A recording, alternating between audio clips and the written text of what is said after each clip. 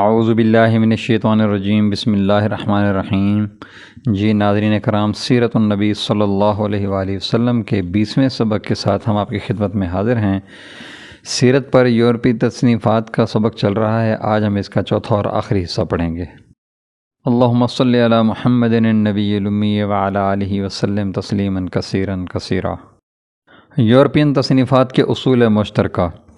European مصنفین حضرت صلی اللہ علیہ وسلم کے اخلاق کے متعلق جو نکتہ چینیاں کرتے ہیں یا ان کی تصنیفات سے جو نکتہ چینیاں خود بخود ناظرین کے دلوں میں پیدا ہوتی ہیں حسب ذیل ہیں۔ نمبر 1، حضرت صلی اللہ علیہ وسلم کی زندگی مکہ معظمہ تک پیغمبرانہ ہے، لیکن مدینہ جا کر جب زور و قوت حاصل ہوتی ہے تو دفعتاً پیغمبری بادشاہی میں بدل جاتی ہے، اور اس کے جو لوازم ہیں یعنی لشکر کشی، قتل، انتقام، خون ریزی خود بخود پیدا ہو جاتے ہیں۔ نمبر 2، کثرت ازدواج اور میل الی النساء۔ نمبر 3، مذہب کی اشاعت جبر اور زور سے۔ نمبر 4، لونڈی غلام بنانے کی اجازت اور اس پر عمل۔ نمبر 5، دنیا داروں کی سی حکمت عملی اور بہانہ جوئی۔ استغفر اللہ۔ اس بنا پر ہماری کتاب کے ناظرین کو تمام واقعات میں اس نقطہ پر نظر رکھنی چاہیے کہ یہ اعتراضات تاریخی تحقیقات کے معیار میں بھی ٹھیک اتر سکتے ہیں یا نہیں۔ اصول تصنیف اور ترتیب۔ ہم نے اس کتاب میں جو اصول اختیار کیے ہیں اب ان کے بتانے کا وقت آ گیا ہے۔ نمبر 1، سب سے پہلے یہ کہ سیرت کے واقعات کے متعلق جو کچھ قرآن مجید میں مذکور ہے ان کو سب پر مقدم رکھا ہے۔ یہ قطعاً ثابت ہے کہ بہت سے واقعات کے متعلق خود قرآن مجید میں ایسی تصریحات یا اشارے موجود ہیں جن سے اختلافی مباحث کا فیصلہ ہو جاتا ہے، لیکن لوگوں نے آیات قرآنی پر اچھی طرح نظر نہیں ڈالی، اس لیے وہ مباحث غیر منفصل رہ گئے۔ نمبر 2، قرآن مجید کے بعد حدیث کا درجہ ہے۔ احادیث صحیحہ کے سامنے سیرت کی روایتیں نظر انداز کر دی ہیں۔ جو واقعات بخاری و مسلم وغیرہ میں مذکور ہیں ان کے مقابلے میں سیرت یا تاریخ کی روایت کی کوئی ضرورت نہیں۔ ارباب سیر کو ایک بڑی غلطی یہ ہوئی کہ وہ واقعات کو کتب حدیث میں ان موقعوں پر ڈھونڈتے ہیں جہاں عنوان اور مضمون کے لحاظ سے ان کو درج ہونا چاہیے، اور جب ان کو ان موقعوں پر کوئی روایت نہیں ملتی تو وہ کم درجہ کی روایتوں کو لے لیتے ہیں، لیکن کتب حدیث میں ہر قسم کی نہایت تفصیلی واقعات ضمنی موقعوں پر روایت میں آ جاتے ہیں۔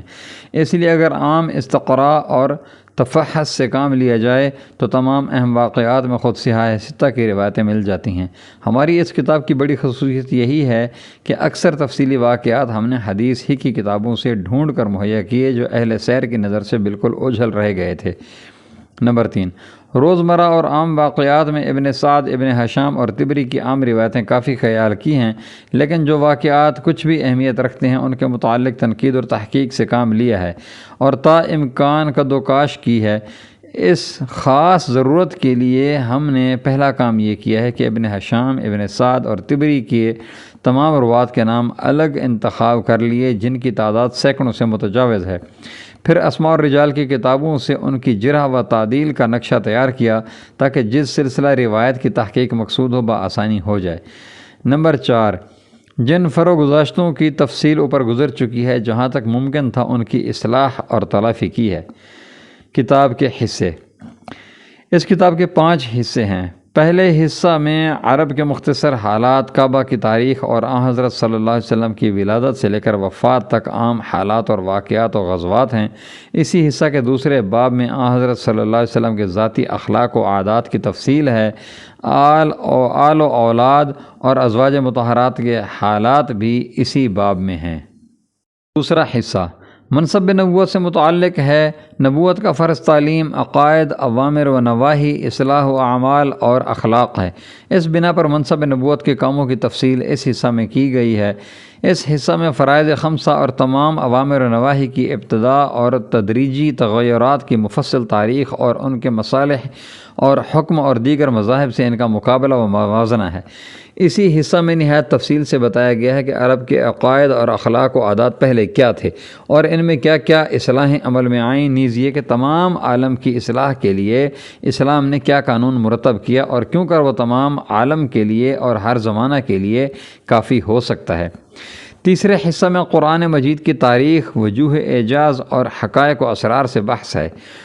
چوتھے حصہ میں معجزات کی تفصیل ہے۔ قدیم سیرت کی کتابوں میں معجزات کا الگ باب بانتے ہیں، لیکن آج کل تو اس کو بالکل مستقل حیثیت سے لکھنے کی ضرورت ہے، کیونکہ معجزات کے ساتھ اصل معجزہ کی حقیقت اور امکان سے بحث کرنے کی ضرورت بھی پیش آ گئی ہے۔ البتہ جن معجزات کی تاریخ اور سن متعین ہے، مثلا معراج یا تکثیر طعام وغیرہ، ان کو اس سن کے واقعات میں لکھ دیا ہے۔ پانچواں حصہ خاص یورپین تصنیفات کے متعلق ہے، یعنی یورپ نے حضرت صلی اللہ علیہ وسلم اور مذہب اسلام کے متعلق کیا کیا لکھا ہے، ان کا سرمایہ معلومات کیا ہے، تاریخی واقعات میں وہ کیوں کر غلطیاں کرتے ہیں، مسائل اسلام کے سمجھنے میں ان سے کیا کیا غلطیاں ہوئیں، حضرت صلی اللہ علیہ وسلم کے اخلاق و عادات یا مسائل اسلام پر جو نکتہ چینیاں کی ہیں، ان کی جوابات۔ یہ ضرور نہیں کہ یہ حصے اسی ترتیب سے شائع ہوں، بلکہ جس حصہ کی تیاری کے سامان فراہم ہو جائیں گے اور مرتب ہو جائے گا وہ شائع کر دیا جائے گا۔ استناد اور حوالے۔ تاریخ اور روایت میں حوالہ اور استناد سب سے مقدم چیز ہے، اس لیے اس کے متعلق چند ضروری امور بیان کر دینے ضروری ہیں۔ نمبر 1، صرف انہی کتابوں کا حوالہ دیا ہے جو خود میری نظر سے گزری ہیں۔ نمبر 2، جو واقعات کسی قدر اہم ہیں ان کے متعلق صرف صحیح حدیثوں یا مستند تاریخی روایتوں کا حوالہ دیا ہے، لیکن عام واقعات یا غزوات کے متعلق جزئیات کی تفصیل میں محدثانہ کدوکاش نہیں کی ہے۔ نمبر 3، مطبوعہ کتابوں کے حوالہ میں مطبع کا نام بتا دیا گیا ہے۔ کلمی کتابوں کے متعلق تصانیف سیرت کی فہرست جو اوپر گزر چکی ہے، اس میں بتا دیا ہے کہ ہمارے استعمال میں کون سا نسخہ تھا۔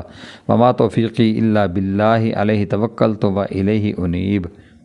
آخر الدعوانا ان الحمد للہ رب العالمین۔ سبحان ربک رب العزت عما یصفون وسلام علی المرسلین والحمد للہ رب العالمین۔ جزاکم اللہ خیر و احسن الجزاء۔